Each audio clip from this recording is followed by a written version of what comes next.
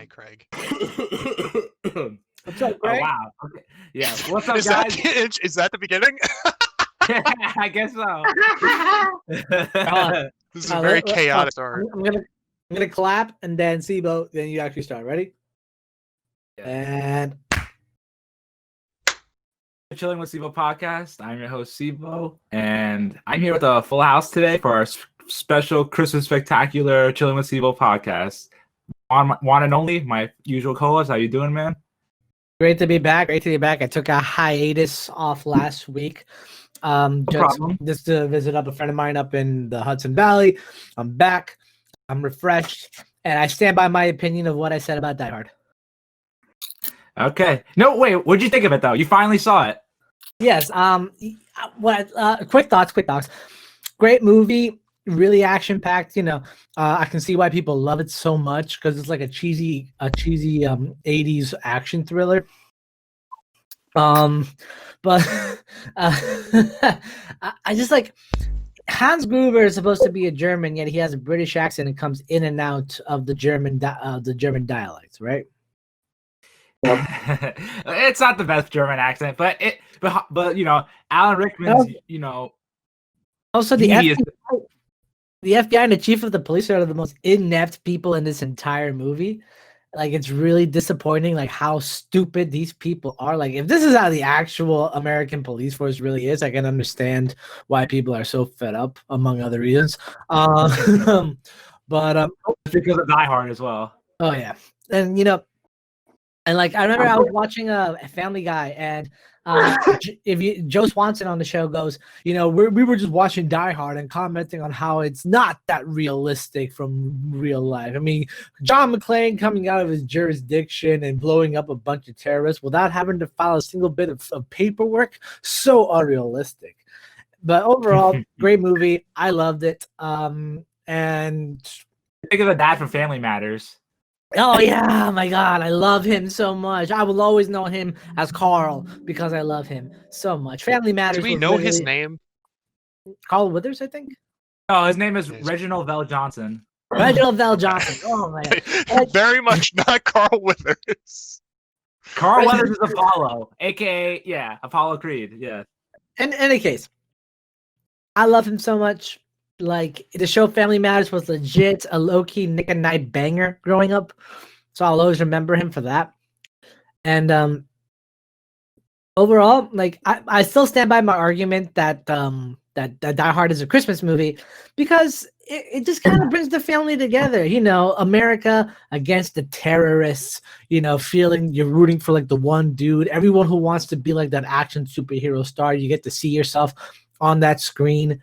And for once, during the magic of the holidays, you can be like John McClane, a renegade, trying to feel different from everyone else. It's the renegade. Nice. Jack, how you doing, man? I'm doing. I mean, I got one more day to get through for work, and then I can enjoy Christmas. Then I gotta go back to work, and then I'll have off Sunday. So the yawn was not planned, but it is definitely the mood that I am going through these past. He's in a mood. It's just sleepy, just very sleepy.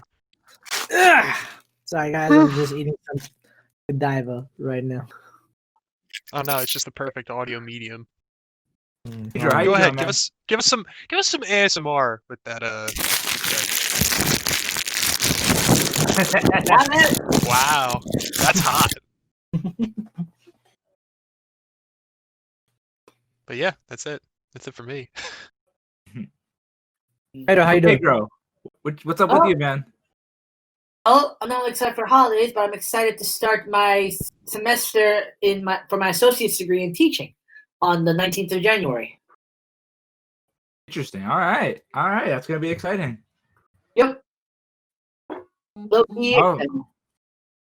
All right, so I guess we're gonna go right into it. It's a movie we decided to watch for the final movie, most likely for the year. Nightmare Before Christmas, the animated classic, directed by Henry Selick, and with Tim Burton producing and having a creative input in it as well. So I guess I'll start off. Nightmare Before Christmas is one of the most uniquely animated movies ever. That's one part grotesque and another part just hilarious at how it corrupts the jolliness of Christmas with the Halloween visuals and the stop motionness, and it's just a delight from beginning to end. And it's one of the best animated movies of all time, in my opinion. And the music is great. The visuals are just it's pretty much the gold standard of stop motion. And I wish animations, there's more animated movies like stop motion, but I know it's probably not the most profitable medium because whenever one gets released by Leica, it doesn't make that much money. So it's like, it's frustrating. But yeah, awesome movie. Yeah. What's this? Yeah. Who wants to go next? Who wants to talk about Night Before Christmas?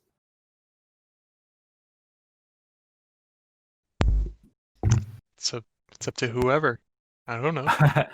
Pedro. Well, when I was watching the movie, I decided to do like a very in-depth analysis of the canon lore, and I discovered a couple things. Okay. Like for one thing, Jack is known in that universe is known as the patron saint of Halloween, apparently, and part of his inspiration came from the English lore of Spring-Heeled Jack. Do you know that? You know that lore? I don't. It's an Assassin's Creed Syndicate. It's this. He's supposedly a demon that jumped from rooftop to rooftop, kidnapping children and eating them. Oh man. Also, it makes that horrible grotesqueness makes sense because this movie is just so weird and dark. yeah. That explains why there's so many children in Halloween Town. Oh, shots fired. Ooh, I like it. I like that. I also found out that Boogie is actually from another holiday that stopped. Something called the Bug Day, and when that stopped, he ran away to Halloween Town, tried to take that over. When the burlap got taken off and you see all those blood, that's just a horrifying image. I'm like, oh my god! But it's just it's crazy how they animated all that because these are all just like puppets and like models and stuff like that they meticulously. You could feel the hard work when you're watching this movie, and you're like, god damn. A movie like that would have taken how long? Like 4 years to make? I think it took like 2 years to make this. I think. Well, anyway, what I want to praise about this movie is the cinematography. All right. Yes. The detail in each and every scene is astounding. I mean, from the little details like the bathtub moving across Halloween Town to get to the other doors, to the big things like Jack his mouth, like stretching his mouth to scare the trick-or-treaters. Yeah. Like, and even things like him, like the little hill that extends and walking down, like it's such a beautifully crafted movie, and the story itself reflects on something like be happy with what you have, but if you try to take someone else's stuff, you'll end up making it worse. Okay. I also saw it as a way of like, being open to other ideas, not just being one thing, because that Jack was just sick of being one thing and he wanted to, get something else in his life. Exactly. Like, I understand the need for change and the need for new experiences. But the way he went about it was all wrong. He literally stole Christmas from Santa Claus. But he acknowledged it though. He fixes mistakes. I know. And that's a redeemable quality. His only flaw is that he can be very narrow-minded. Like, he has tunnel vision of what he wants. Yeah. And that's where I leave it. Juan, what did you think of Nightmare Before Christmas? Well, first off, the visual effects were astounding for the time. This movie was made in '93. Do you realize this movie has seniority over all of us? Yeah, and fun fact, this was nominated for Best Visual Effects at the Academy Awards. One of the only times that an animated movie has done that. And it didn't win. what kind of injustice is this? Anyway, I loved a lot of the effects. Some of the things that I was like the train in Christmas Town, the little puffs of smoke were cotton balls that were being like, puffed out, puffed out, puffed out. That's one great effect that I thought was really well done use of like props. I don't understand how they were able to make the soup in the bowl that's served to Dr. Finkelstein, like how they were able to make it move so fluidly. Toss around like liquid. So I thought that was a really, really cool effect. How they were able to get like little actual leaves to fall out of Sally's arms every time that she came apart and make it seem like it's actually falling like a leaf. I was really taken aback by just the artistic direction and the effects that this movie used. It was truly amazing. Tim Burton really knew what he wanted out of this flick, and it was great visually. Story-wise, it was a little bit faulting a little bit. Like, I understand why Jack did what he did. Not you, Captain Jack, the other Jack, of course, is what we're talking about here. So I understand why Jack did what he did. It's just that motivation seemed a little lacking. Oh, I'm bored. I want to try something else. Oh, Halloween, I'll steal it. Yeah, I get it. I get what you're trying to do here. But I just thought there could have been more. They didn't explain why he got bored exactly. They didn't explain. Well, why does anyone have an existential crisis? It just happens. I mean, I guess, but at the same time, I could have used a little more background, like, oh, the same thing year after year, and a little bit of like a flashback of all the different tricks and that he tried to make Halloween We're different. only an hour 18, my friend. It gets to the point. You have your things, I have mine. Anyway, and overall, like, I would have. I didn't like the whole love story part of it with Sally and Jack coming together. It just seemed kind of forced. Like, Jack had to have a love interest. Like, and I get that. I get from the perspective why she fell in love with him, but for him to fall in love with her just because she was looking out for him, I mean, it's like Romeo and Juliet style love, where like it's love at first sight and the hormones are racing. So I'm just thinking, does Jack really love her, or does he just feel like she was the only person that looked out for him, so he has to love her? Is what I was thinking. Wait, was this your first time watching this movie? No. Okay. But my first time watching it was an analytical point of view. Okay. Jack, the movie's namesake, the main character's namesake, named after you. What do you think of the Nightmare person on Elm that came Street? after the movie? What did I think of the Nightmare on Elm Street? Is that what you just said? Nightmare Before Christmas. I'm sure you did. Or did you watch a different movie than the rest of us and you didn't want to say it? I saw the Nightmare Christmas, the Halloween Christmas movie. The spooky Nightmare on Christmas. Yes. I really dig this film. I love it a lot for its animation and the fact that it blends 2D and 3D stuff to make certain effects happen. It's like when the ghosts like fly across the screen during the beginning. I think that's the beginning intro of the movie, where it's just like the very stereotypical like white ghosts and they like fly across the screen. I love going back to this movie because I am a big fan of stop motion animation and the amount of work that goes into it. Movies like The Little Prince. Oh my God, The Little Prince is such a good movie. The Isle of Dogs, Kubo and the Two Strings, Box Trolls. All of these are freaking awesome movies, but it really sucks because like they barely broke their budget in terms of like profit wise.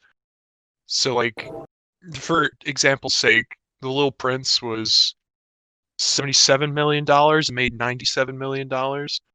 Box Trolls was $60 million and made a little over $100 million. Kubo and the Two Strings, which I think that's honestly my favorite out of the last three that I said. It only made about $10 million in profit compared to its budget.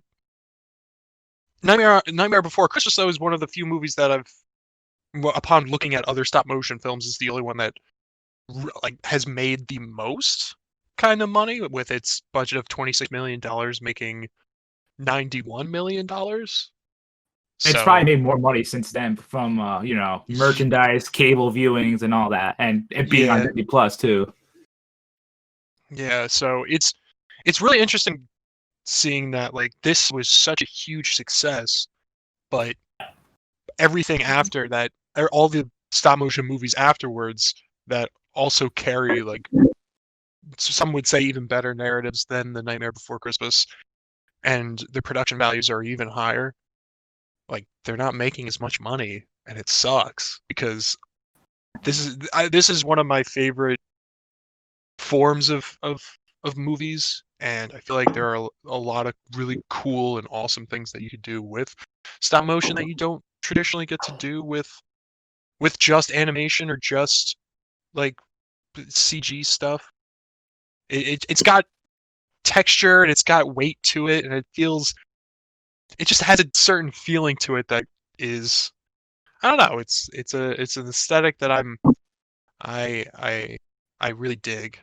And the amount of, like I said before, the amount of work that goes into it, they had over 200 puppets for each character, or not for each character, out of all the characters in the movie, and about like 7 or 8 heads for each person, just to get the mouth shapes so that when they speak it wasn't all weird.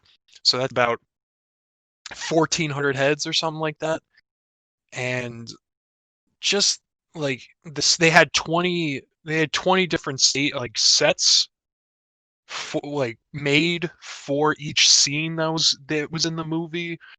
And it was I think the movie winds up being just shy of 110,000 frames. So that's 110,000 pictures of them meticulously going through and positioning people and making sure that everything's in the right place and stuff. And just like the work and the process that goes into making all these sets and positioning everything and making sure it all flows correctly is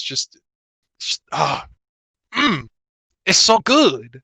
I love it. It's really art, and that's what I love about it. Is like this resonates to me as art, and this movie is just a kind of a, not so much a masterclass, because I do agree with Juan in some instances of like after you've seen a movie a couple times, you kind of see some of the holes in the movie, but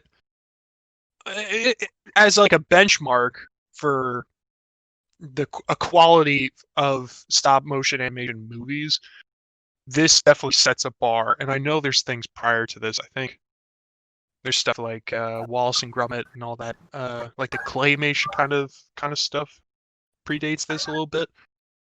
But like, yeah, I love this movie, and I feel like that's a very popular opinion.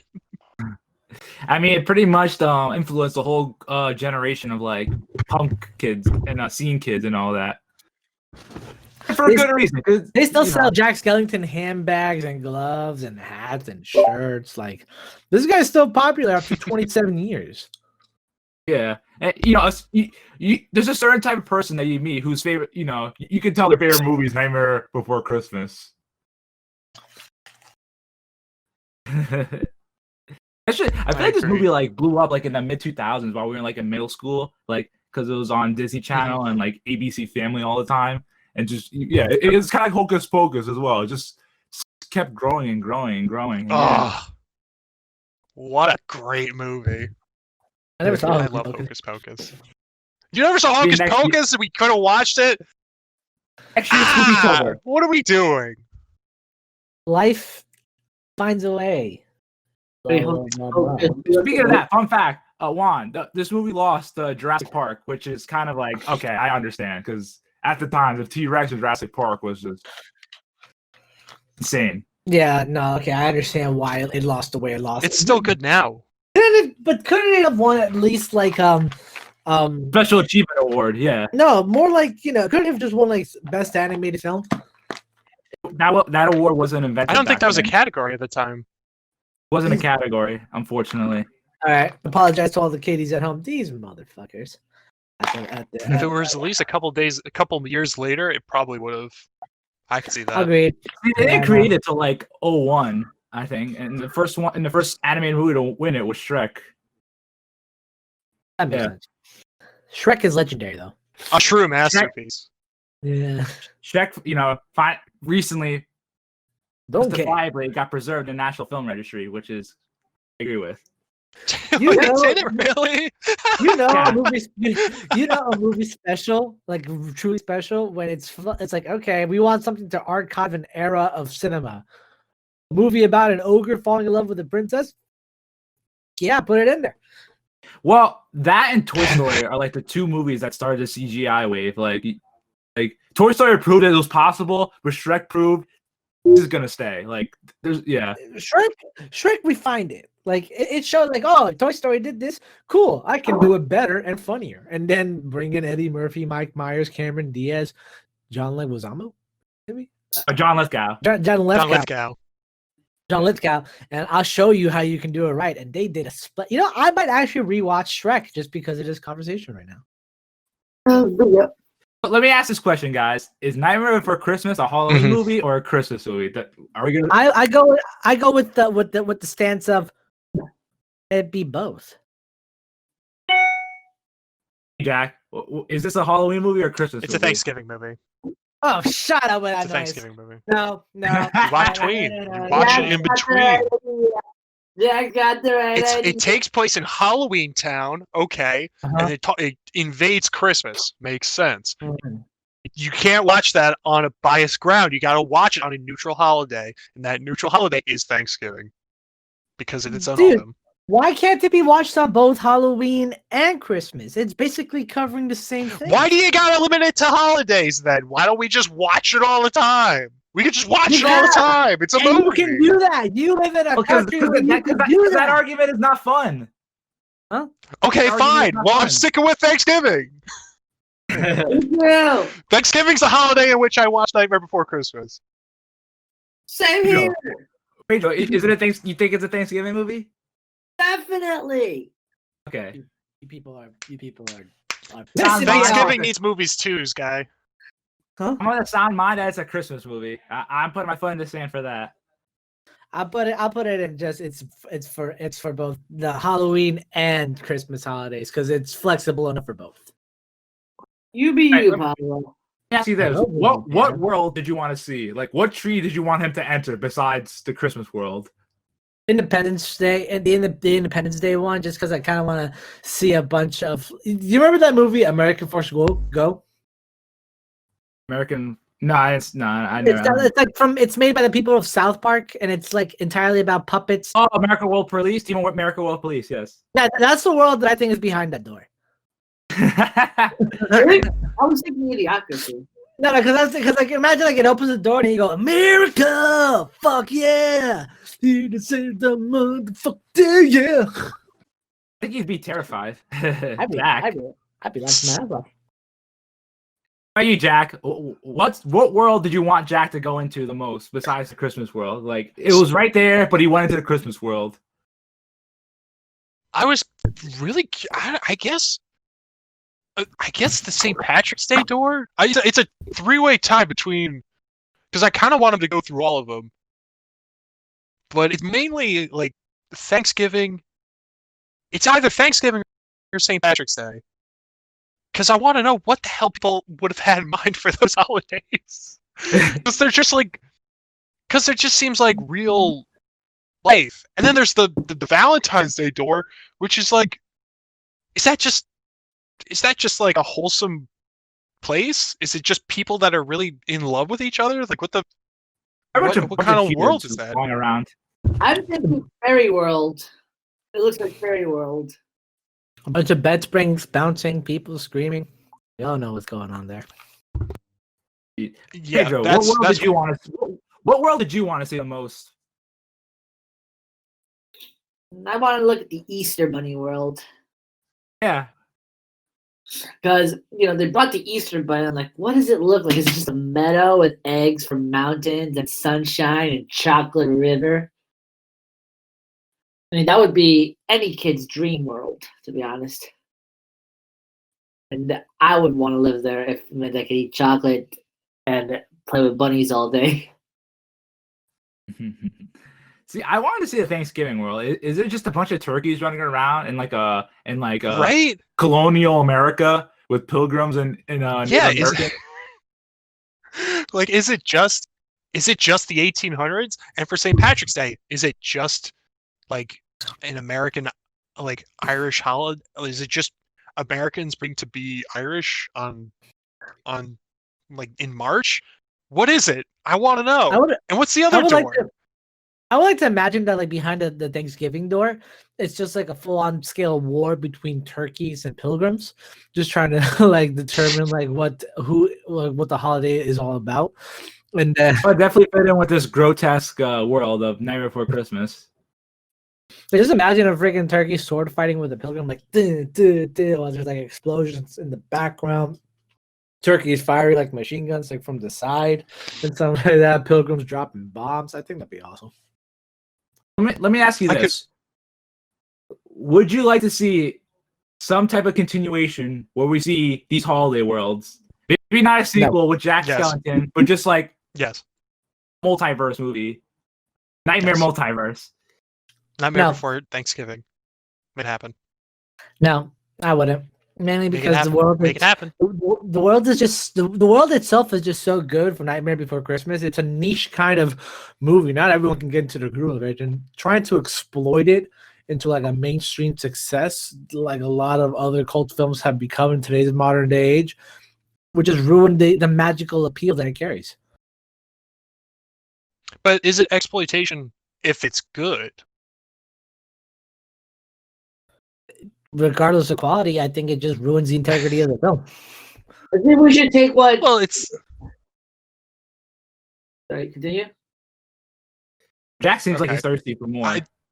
Well, no, because it doesn't have to relate to the other ones at all. It's just a means of being of. The only thing that we share is the fact that that's what they said about the Star Wars sequel, and now look at every other fanboy and their mother calling for them to get canceled. I'm just not about it. I don't want like. Well, that's because the mainstream Star Wars doesn't know how to make a good Star Wars. I'm sorry, but like. We'll get into this argument later. We're still talking about okay. How about you, Pedro? You want to? Sorry, Jack. Keep going. No, I just want to say I'm not asking for a full movie. I just want to see what's in the doors because there's that other door, which I don't know what it is. Is it supposed to be New Year's? I want to know. Ooh, interesting. Pedro, would you want to see some type of in-universe continuation? Just see what's behind it. There kind of exists already in the Nightmare Before Christmas Oogie Boogie's Revenge. Yes, there was a game that got released in the mid-2000s. If we want to really look at an expanded universe, check the game out. I recommend. Did I have that game? I have to go through my PlayStation games and find it. Nice. All right. So in case I don't want to look. Do we have any more thoughts on Nightmare Before Christmas?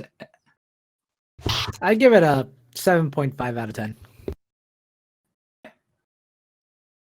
I give production a 12 out of 10. 8 out of 10. All right. Obvious who's the harshest critic here.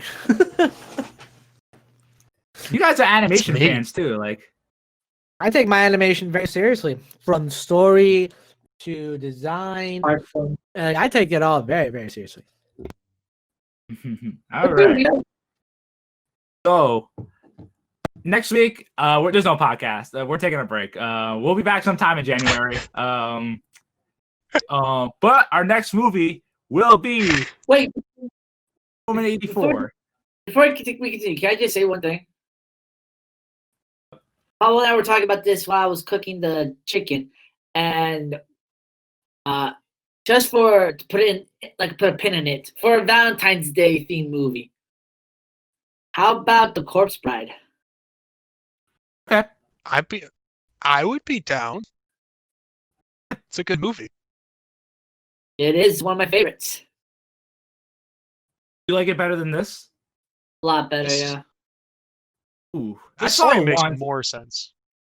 I Yeah. saw it once, and I was like, I don't know what I think of this, but I guess I need to see it again. It's a lot.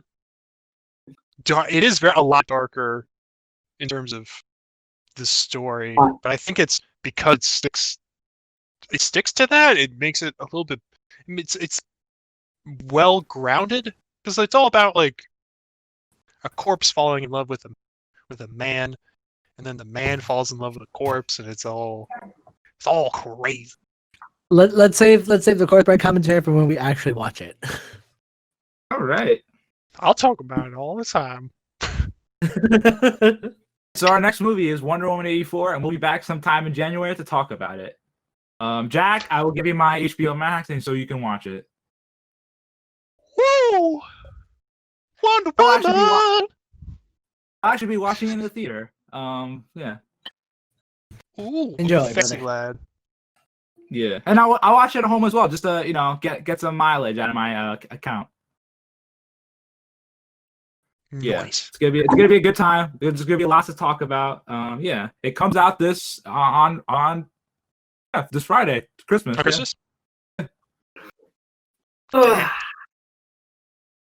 All right, cool. So I guess we're moving on to another pop cultural thing that has got people kind of debating, which is Mandalorian, the biggest show of probably 2020, and one of the biggest shows out there right now.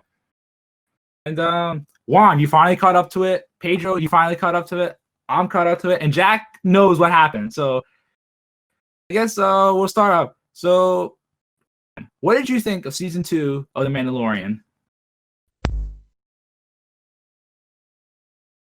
I felt that some parts of it were a bit rushed. But overall, it really gave more depth and character to Mando's character. It really helped him evolve as a person. He used to be a very stringent, stoic character who just lived from paycheck to paycheck, bounty to bounty, and who didn't really trust anybody. He didn't even have a circle of trust. And we get to see how his connections with Cara Dune, his former bounty hunter dealer, the first guy he hunted, and the guy he put in jail. Like, so interesting to see how his journey has put him on a complete 180 and seeing all the people he's ever met or crossed. How they've all helped him in this mission to reunite Grogu with the Jedi Order. But it's also interesting, like, they formed a father-son like bond, and for him to just give Grogu back to Luke, it was just like, but why? You two formed such a strong bond. I know he could be an amazing bounty hunter with the Force. Can you imagine? That's not his life. No, he has the Force. He deserves a better life and deserves someone who can teach him how to use that power wisely. Well, if this thing is going the way that I think it's going, that I hope it's not going. Like, I do not want Ben Solo to kill Grogu. Yes, that's what I was thinking too. Maybe we'll get some answers. But let me ask: did you like the guest star? Did you like Bo-Katan, Ahsoka, and the final scene? That final scene that got people going crazy with Luke. You know, some people are talking about that scene, and they said that they wanted Sebastian. What's his name? Sebastian Stan. Sebastian. We wanted him to play Luke because they look so alike.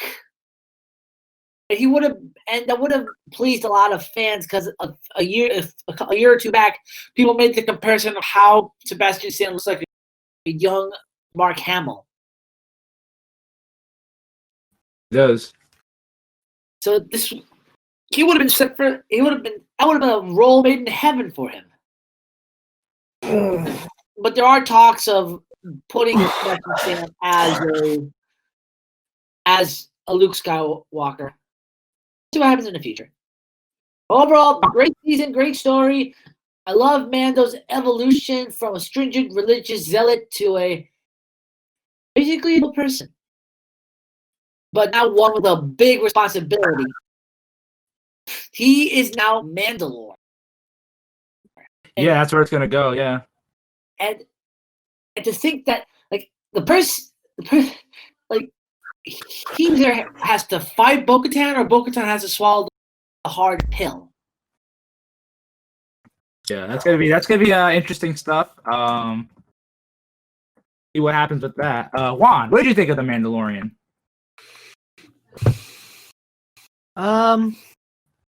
First off, that Luke Skywalker hallway scene, everyone's been blowing it up to be like so cool and so amazing.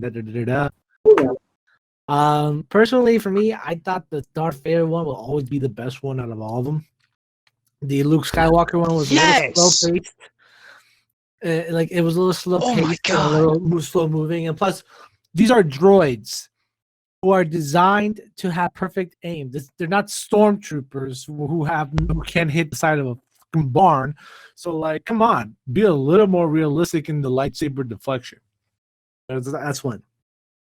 Number two. Well, to be fair, this is Luke in his prime, so right, but still, a lot of Deus Ex Machina is going on here. Another thing. Bo-Katan is a frustrating character. All right. So she's so opposed to like the clan having these stringent traditions and customs by the Watch about being a zealous cult. And yet she refuses to take the Darksaber because of tradition. How hypocritical is that? Oh, I told you the Darksaber is like a Harry Potter. Lightsabers are like Harry Potter ones. They have a mind of their own. Mm-hmm, yes, but Voldemort was still able to wield the wand, even though it was actually Snape that killed Dumbledore. So why can't Bo-Katan still wield the Darksaber, even though it was Mando who defeated the evil warlord? You need to educate yourself on this. No. The logic is flawed and hypocritical. All right. The Darksaber has the mind of its own. Shut the frick up. Look, I thought it was a cultural thing. No, exactly. But I'm just saying it's a hypocritical take. You know, she doesn't like she refuses to think that the Watch's acceptance of an extreme culture is a good thing, yet she is so stringent on her own culture about not being able to accept the sword. It's hypocritical. Sending a link to the Essential Clone Wars episodes you need to watch that include all the arcs without the fillers. Thank you. That means all of them. Just watch all of it. You know. No, watch all of it. Don't be that guy. Watch all of it. It's good. All of it's good. I've seen enough Clone Wars to know how it works. Right? And Pablo, you are completely in the wrong. Anyway, overall, with how this ended, it's going to be curious to see where it goes. First off, the whole controversy behind Gina Carano. Janine Garofalo. No. Jimmy Garoppolo. No. She actually knows her job. Anyway, like I kind of want your guys' thoughts on that. Like, what are your thoughts on her voicing her opinions online and people trying to cancel her? Well, I mean, she said some pretty messed up things about how like trans rights and stuff like that. So, like she's very ignorant of the views and stuff like that. So it's like really a place for that. Like, you know, especially when Pedro Pascal is so for all those issues. Like he's very involved in everything and like all the racial and LGBTQ issues and all that. So it's like it's jarring to see his co-star is someone who's the complete opposite, who doesn't really care, and she's posted some really kind of hurtful things on Twitter, just being ignorant. That's true, and yet like a lot of the cast support her, like with regard to like her things, like because like a lot of people say like it's her opinion that she gets the voice. It's something that not everyone agrees with, and people can get offended by it. Nevertheless, it is her like opinion to do, and like for me, so it is her opinion, but still, it's just like. It's just kind of like, is it necessary for you to voice that? Like, it's like J.K. Rowling. Like, like, do you have to talk? Like, the more you talk, the worse things get. Like, Look, I'm not saying I agree with anything Oh, she said. God. In fact, I disagree with everything that Gina says, and same thing with J.K. Rowling. But that's not gonna have me stop them from saying the stupid shit that they say, because people are allowed to say stupid shit. Like, that doesn't mean that they deserve to get canceled or deserve to get like kicked off for being such an integral part of a series. yeah, I get what you're saying. Like, she doesn't deserve to, she's not a criminal, committing any crime. She's not killing people or slinging dope or anything like that, as far as we know. But I'm just saying, like, I'm just saying, the more she talks, the worse it gets for her. And like, yeah, you saying sorry? Beep boop bop with the gender thing, I thought was like, oh, I see what you did there. I thought it was like, okay, maybe you took that too far, but like at the same time, why are people trying to pressure celebrity to try to join causes that they necessarily don't really feel like they have to be a major advocate for? Like That's also another good argument. Yeah, I mean, we can't expect celebrities to be perfect, and it's also like what is like she says she supports trans rights. She said that, but like, does she really? Like, why are they forcing her to include her pronouns in the bio? Like, if that was being done to me, I'd be like, I don't want to do that because I support it, but that doesn't mean that like I'm gonna like do it on all my things. It's like, do you have any dog emojis on your profile? No. Oh, then you hate dogs then. Oh, do you have any cat emojis? No. So you support the spaying of cats. The point is, like, emojis and signals on your bio doesn't do shit. Actions and actual like work does shit. So like, I get you want to show support, but it's more about just trying to feel self-important. At least in my opinion. I was about to say, but oh yeah, I love season 2 of The Mandalorian. This is probably the best Star Wars thing that Disney has done since they bought Star Wars. So yeah, I really loved everything about it. I loved how it legitimizes like the animated characters. Like, I love seeing Bo-Katan and Ahsoka in live action because I was such a fan of them in the animated shows. So it was just like, holy crap, they're actually give a shit about them now. Holy crap. And what do you think about Beer Belly Boba Fett? I like it. I was just gonna ask about Boba Fett. Yeah, Boba Fett. His own series. Yes, he's getting a new show next December of 2021. Yeah, I really dug that they finally brought back Boba Fett. There's been so much talk and rumors of whether or not Boba Fett has been alive and whether or not this is gonna pull the trigger on making the decision to bring him back or not. And he finally did, and he's played by the guy who played Jango Fett in Attack of the Clones, because it makes sense because that's his son. And so it just makes sense. I thought that's such a cool touch, and I love that. And it's just I love it, and I love the atmosphere of the show. It takes it back to basics with Star Wars, with its Western roots. Every episode is kind of like a old 50s Western where there's a gunslinger who goes into a town, meets some new colorful characters, helps them out, saves the day, and goes off into the sunset. But there's also that Star Wars twist where there's a larger mythology at hand with Baby Yoda, aka Grogu, where we get deeper into the lore and stuff like that, and it helps fill in some spaces, and I really, really love that. And I hope. Wait, what are you saying? Finish your thought. Sorry. Finish your thought. I was gonna say something stupid, but I want you to finish your thought first. Okay. What was I about to say? Yeah, I really loved all that. Ahsoka especially, she's also getting her own show, which is insane. Which is like gonna continue after Rebels, I want to say, which is a good show as well. Not as good as Clone Wars.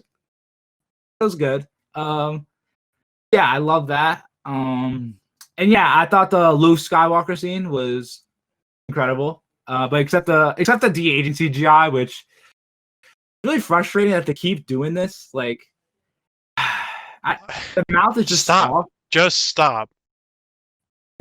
Everyone looks like a weird. Everyone just looks like a weird Snapchat filter, and it's It's dumb. Stop trying to make it a thing. If people aren't The young only time it anymore, they're works not young. Only time it worked was Samuel Jackson and Captain Marvel. I didn't like it then either. That was like The best Irishmen are example the of that. only ones that were able to do it. The Irishmen were the only ones that were able to do it. And honestly, it's not worth the work. Hot take. I didn't think the Irishman CGI was that good. All right, to each their own.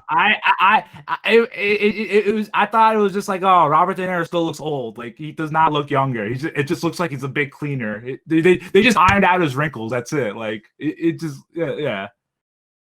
I think with Al Pacino, there's no way you can make that old guy, that current Al Pacino, make him look younger. I'm sorry, it's just yeah. But anyway, back to Star Wars.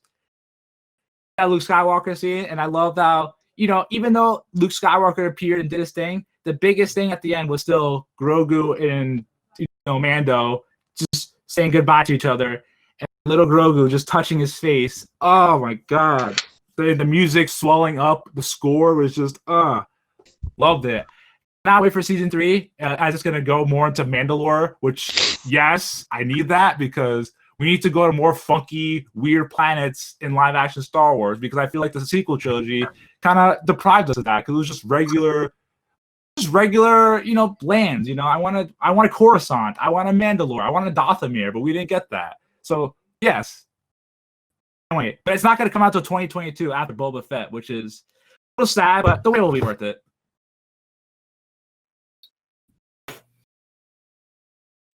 Yeah. And by that time, hopefully, I would have watched The Mandalorian. Mandalorian. I have every. So Juan, go Pedro. Sorry. You will watch it. I have every confidence that you will. Juan, Probably. you said you had a thought while expressing my thoughts. Yeah. So, does anyone here watch American Dad? I do. Jack? Every once in a while. All right, so in later seasons of American Dad, Roger produces a kind of offspring named based off all the stress he was having trying to divide his personas up. And the name of that persona was Grogu. And it kind of reminded me a little bit of Yoda in the sense of like being like helpless and being, like a little tiny stubby arm walking around, putting everything in its mouth.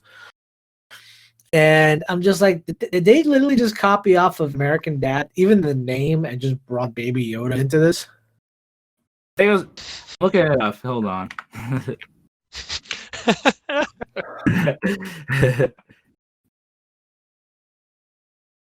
I think his name is Rogu. It's close enough. I don't think anyone's gonna call this. I don't think anyone's gonna call Baby Yoda by Baby Yoda's actual name. No one's gonna do it. So it's Rogu and Grogu. Oh my god, they added a G just to make it different. But aside from that, it's basically. John Favreau was an American Dad fan, and he wanted to pay homage to Seth MacFarlane. I kind of want. Is it weird? I want Seth MacFarlane in this universe. As what? Yes, he'd be a good host. He'd be a good guest star, like Bill Burr. That's not weird at all. I can see him as a spice. Bill Burr can pull off being in Star Wars. Anyone can be in Star Wars. That's true. Talk about Bill Burr for a second. Like this guy, trashed Star Wars for the longest time, and then it gets cast in the show, and he's like retracting all his statements about Star Wars. He's like, "Oh yeah, I was just I was just joking around, Yeah, I thought it was really funny. Did he really retract all his statements on Star Wars? No, but he's just like, oh yeah, I should have been talking trash about it, because it's Bill Burr, I'd say he should have stuck with what he said and still do it anyways. And he would have been like, "Who's gonna say no to Disney money?" All right. I mean, I may hate the fucking universe, but at least now I can be a fucking part of it and have a reason to fucking hate it. He's a good actor, by the way. Seeing him in this, and King of Staten Island, I'm like, oh my god, this guy can act. I was waiting for him to say, like, "I will put you through the fucking wall." I don't think this series has enough of a rating to have at least one F-bomb. Nah, they can't do that. No, but you gotta do your show as a family, right? his character's catchphrase. Put you through the fucking wall. I Do you think guys? like, So go ahead. Sorry. remember when he shot that general at Yes. that was like I feel like that's like a little bit of Bill Barr anger seeping into the movie because like he lost his cool and he shot the dude while trying to get information. That's like for me, that's like Bill Barr literally infiltrating the character in the series because You talk about Attorney General Bill Barr, or I mean Bill Bill Burr?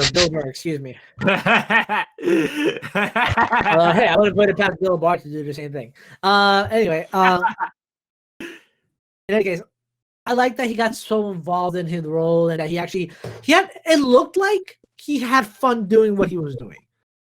Absolutely. Like, Oh yeah.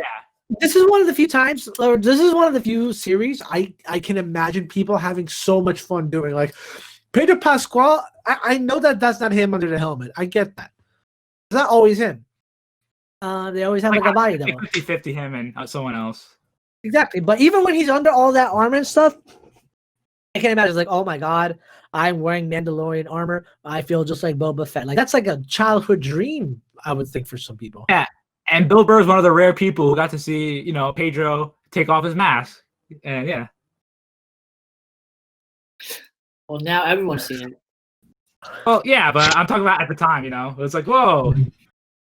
I'm pretty sure Bill Burr was probably geeking out about that. He's like, I get to see you do this. Aha. Oh, I forgot to say, what did we think about what's it called? What did we think about when Mando sent that transmission to Moff Gideon?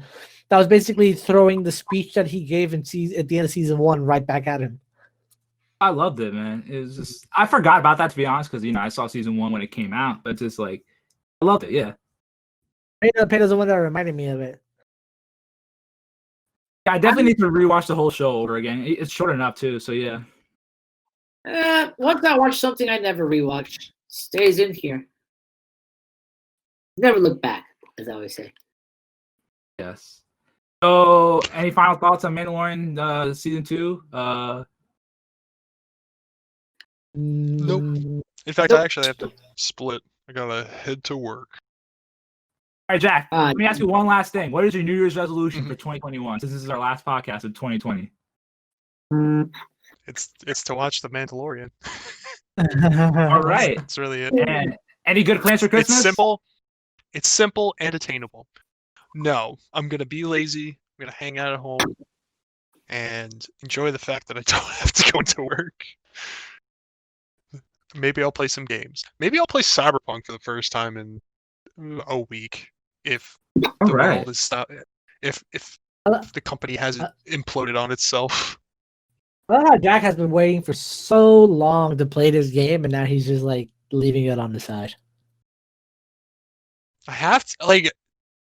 It's hard because like there's there are problems with this game, and like I would play Miles Morales, but I gotta see what I get for Christmas. I might get a new game for Christmas, and I don't know what it's gonna be.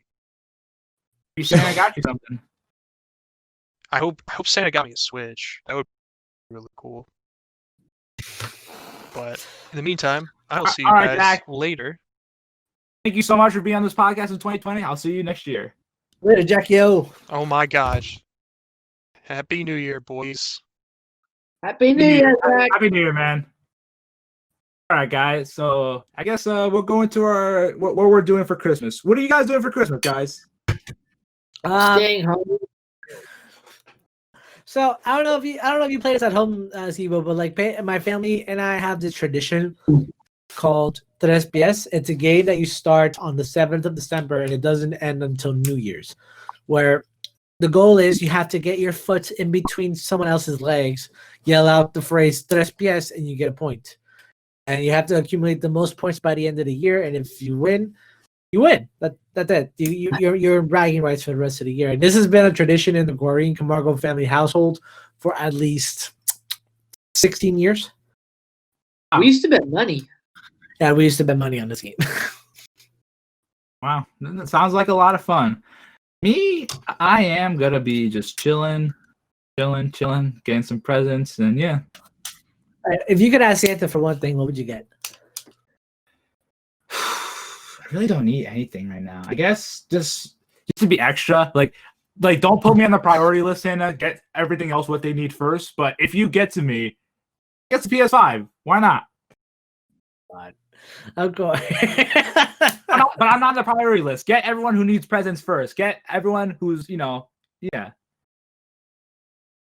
And have an extra one in stock. I'm not gonna say no. I would be a little more selfish, and I would ask Santa to give the Jets the #1 overall pick back, just so we can draft Trevor Lawrence. Okay. Let me ask you this: is there a way that Jacksonville can win another game so you can be back to the best probability to do that would be against the Bears because they're coming. Because Mitchell Trubisky has had 2 lucky games against the Lions and the Vikings, but I think the trap game is coming against the Jaguars, and I am really, really hoping that the Jaguars win that game, because if they do, that means the Jets can lose out the rest of the year and secure the #1 overall pick. Yeah, but what if they pull another upset? Pedro, I may not have control of this chat. I will block you. I will block you on it. All right, so quick rapid fire questions. Favorite Christmas movie? Home Alone 2. Home Alone 2. Mine is probably between A Christmas Story and Elf. I love those 2 movies. No, I did my answer. Close. Oh, Pedro's close. Okay, I like it. All right. I'm Favorite Christmas song? Favorite Christmas song. I think I don't really like a lot of Christmas songs. What's one that's like, all right, I can rock with that? Okay, I got it. It's from Phineas and Ferb. Ooh, how's it go? It's basically just like We Wish You a Merry Christmas, but they alternated with like different lyrics, and they have a bunch of different characters singing like different verses. My favorite is by Baljeet, which goes, I wish for a calculator to find a common denominator between. I thought it was cool because they did it like in a rock tune, so I've been rocking out to it all holiday long. Nice. Edo, your favorite Christmas song? God Rest Ye Merry Gentlemen by Bare Naked Ladies. Oh, nice. How about you, c.bo? And don't tell me it's Mariah Carey. It's Mariah Carey, but it's not All I Want for Christmas. Okay. I love Baby Please Come Home. Her version of Baby Please Come Home. She's like, it goes like, Christmas, the sun's coming down. I love that version. Oh my God, Pedro got it. I freaking love that version, and I always rock to it every holiday. And I also love Band-Aid. Do they know it's Christmas time? Love that song as well. Oh, are we having a second one? Because I have a second one. Go ahead. Hark Ring the Bells by Pentatonics. Nice. Good taste. Okay, hold on. Favorite holiday treat? Hot cocoa. Or caramel and marshmallows. Okay. Cookies all day, baby. Okay. For me, it has. Huh? Wait, no. What about you, Juan? Yeah. For me, it has to be Advent calendar chocolate. Yeah. Okay. Yeah, that a good time though. Yeah. What were you gonna say, man? Oh yeah, no. I was gonna ask you what was your favorite treat. Yeah. Yeah, no, because like it's the anticipation to get to like the big treat on the 24th. Just counting down like with every bit of chocolate, so you always have something to look forward to at the end of the day in December. Yes, definitely. Man. Okay, wait. Okay, this was a good one. Best snow memory. For me, this is very specific, but in Christmas 2002, it snowed. Like the only white Christmas we ever had, at least in Central Jersey. I don't know about you guys because you guys are up north. I guess more up north because you guys don't believe in where I live. But yeah, it was a white Christmas. It was really nice, and one of the video games we were gifted was NBA Street for the GameCube, and we played that for like 10 hours, me and my siblings. Just a really standout memory, and I just loved everything about it. It's a really special time, and I wish I can go back just to experience that again. How are you guys? Adam? Going up to Fort Lee back in 2001 with a sled or some kind of trash can lead and going down the hill near the park near the dentist. Nice. That's better. For me, getting a piece of my ear cut off by a snowball. Ah, A friend of mine loaded a snowball with an icicle or a rock. He threw it, and I bled out like on my ear, like that. And I say it's my favorite because one, it gave me like a cool story to tell chicks. So that's one. But the other is, it kind of just reminds me of how stupid and how much carefree we were back then, and how like when things went too far, it got really bad. But overall, I look back at it and I'm like, huh, that was funny. Yeah, definitely. Artificial or real trees? Artificial. real. I'm torn because, well, artificial trees are like, you're missing that pine tree scent going through your house and being like, that's You gotta buy it every year, though. Huh? You gotta buy it every year. Yeah, and you know what else? You're missing out on the experience, bruh. Yeah, but You with know what? artificial trees, just bring it up every year, put your decorations, and bam, you're done. No money spent. Okay, fine. Plus, you don't have to But, do. but I get the appeal of a real tree. It's the experience and the aesthetic and the Christmas feeling that you guys are going for. You just Have don't you- dig it because you gotta buy something every year. Are you one of those people that also buys fake plants? Wow. Fake tree. Ah, man. Not yet. Okay. Yeah. Oh wait, dude. I gotta ask. What is an eggnog that people love so much? I don't get it. It's milk with egg. It's milk with eggs and alcohol. Yeah, I never had it before. it's pretty much like kind of like a shake. I feel like, but with like alcohol in it. Yeah. Yeah. I'm not a fan. All right, I and- got some coquito on deck. My friend made me some, so I'm gonna be drinking that. It's pretty much a Caribbean eggnog, pretty much a Dominican eggnog. Send some over our way. Only one bottle, and I'm gonna be sharing it. So sorry. Oh, selfish. Where's your holiday Yeah. spirits? I got you guys a present, so yeah, Oh, don't be stingy. yeah. Hey, look. You Wait, guys have wait. any, okay, sorry. No, dude, you finish your thought. Finish your thought. You guys have any plans for New Year's? Even though we can't really do anything.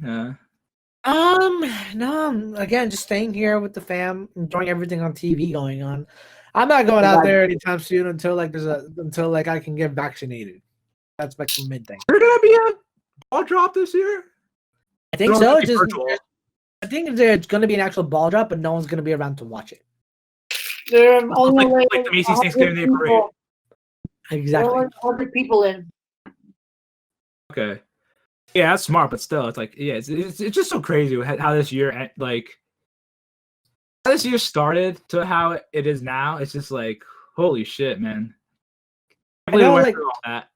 I know that it's only Christmas and that we're not going to have a New Year's show, so I might as well just ask, what is your New Year's resolution? New Year's resolution is, first of all, I need to get a car, so that's not one. And the other thing is just feel like I'm not wasting time. To feel like I fill time with something that productive and something that stimulates my mind.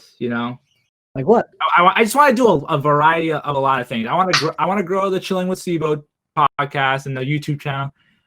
I got a video project on the way in the first thing in January, so it's gonna be some good stuff. Hey, And just be more productive and just do a lot of things, because as we learned from 2020, life is precious, and and once things open up again and people are vaccinated, I want to feel like I'm using my time wisely. bad brother. Well said. What about you, Peter? I want to get the A's. What? Or- Huh? What? I want to get straight A's. Oh, you want to get straight A's? Oh, okay. Okay, Yeah. nice. I want a job. You'll get one. It's coming. I want a job. Let me rephrase. I want a job in television. I want to finally break into this dang industry, bro. Yeah, I've been sitting on the sidelines doing my editing work and stuff. I finally want to break through. You know, like I had a chance. COVID took it away, and I'm not great at networking, but I'm still trying. So I'm hoping like I can pull something off here. You know. Got it. Also, I want to help grow the CWC with you in some way. Anything I can do to help, I'd love to. No problem, man. Yeah. Maybe we'll look back on this next year when we have 1 million subscribers. Let's get to 10,000 first. How about that? We'll see what happens, man. All right, guys. I guess this is the end of our podcast, the end of 2020 podcast. We'll be back in January in 2021. Can you believe 2021 is finally here? Yeah, but I feel like 2020 didn't even happen. I feel like I wish we could do like a year in review thing where like we have all like different cuts from every podcast stitched together, kind of like the highlights of every show. You know. oh, we'll see. I'm just kind of busy coming up with gotta prepare and stuff like that. Mhm. Oh, we'll be back. Don't worry. I'm gonna miss you all so much. You'll see me. Yeah, but you're not important. No. I'm kidding. I love you, man. Oh man, but I can't wait to start next year off with a bang when we come back. Yes. Yeah. Hopefully next year is better. Hopefully 2021 is better. We all need that to be. We're all hoping, man. We're all hoping. Guys, it's always been a pleasure, and we'll be back. Later, brother. Later. You never see it coming. You be dinner and right. God,